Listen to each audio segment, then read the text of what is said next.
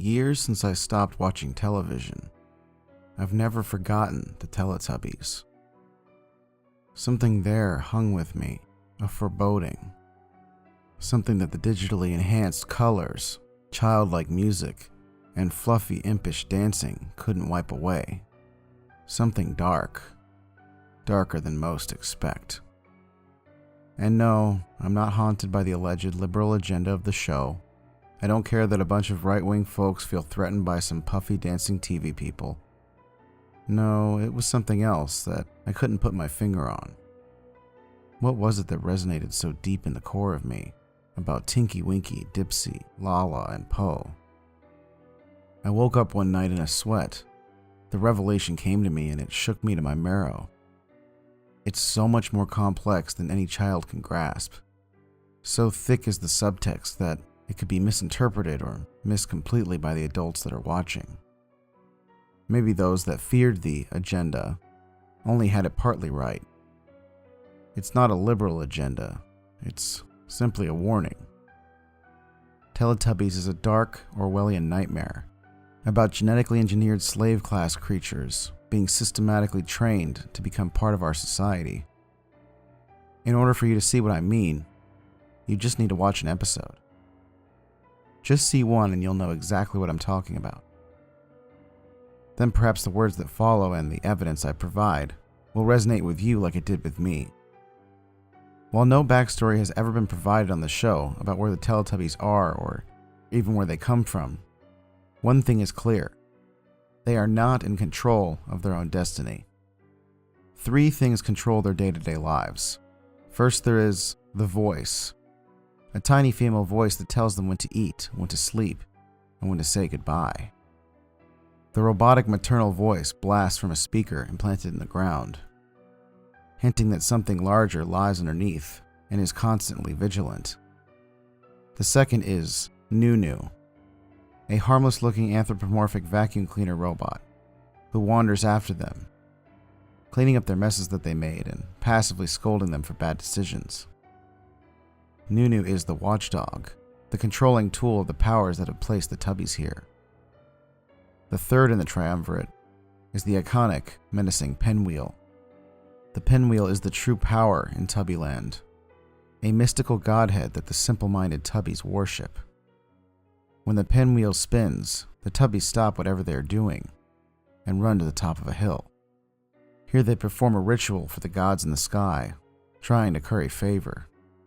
They gestate and roll around like puppies having their bellies rubbed, trying to win the ultimate prize. And only one is favored. Only one can be chosen. When that one is chosen, they are blessed by having the genetically implanted bioelectric television screen in their abdomen activated.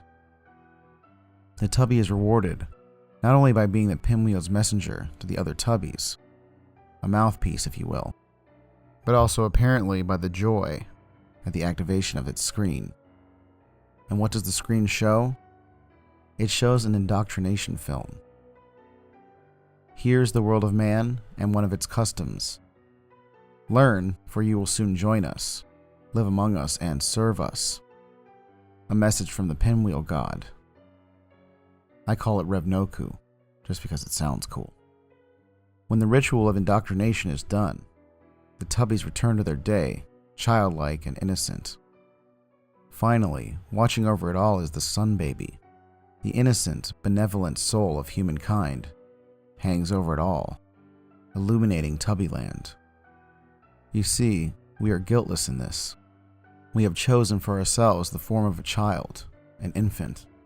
What could be more guilt-free and benevolent than a cooing baby? It is a form that the childlike Tubbies will understand and not fear.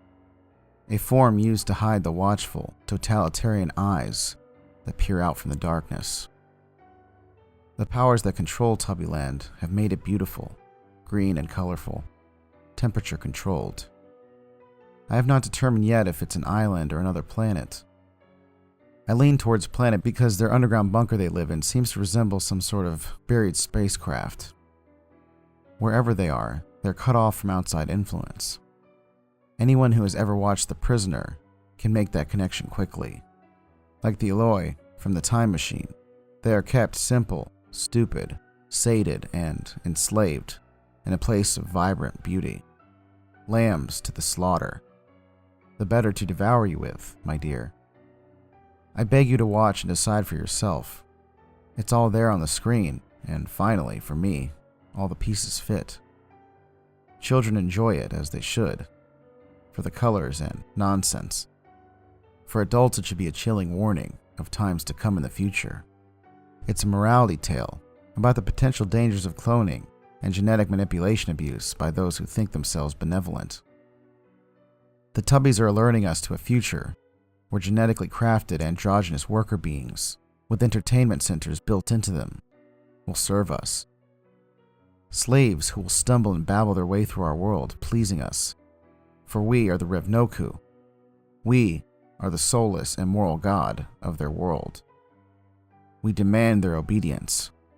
We demand that they perform and dance and work for us. Teletubbies is a simple warning about the encroaching darkness, the decay of the human spirit as it ages, fat, bloated, and destroying the natural world. But the world in the future, possibly. Teletubbies is about the end of the world. A few years ago, a mother and father decided they needed a break, so they wanted to head out for a night on the town. They called their most trusted babysitter.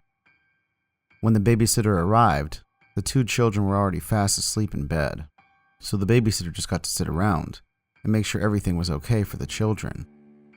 Later that night, the babysitter got bored and went to watch TV. But she couldn't watch it downstairs because they did not have cable downstairs. The parents didn't want their children watching too much garbage. So she called them and asked if she could watch cable in the parents' room. Of course, the parents said it was okay, but the babysitter had one final request. She asked if she could cover up the angel statue outside the bedroom window with a blanket or cloth because it made her nervous. The phone line was silent for a moment, and the father, who was talking to the babysitter at the time, said, "Take the children and get out of the house. We'll call the police. We don't own an angel statue." The police found both the children and the babysitter slumped in pools of their own blood within 3 minutes of the call. No statue was ever found.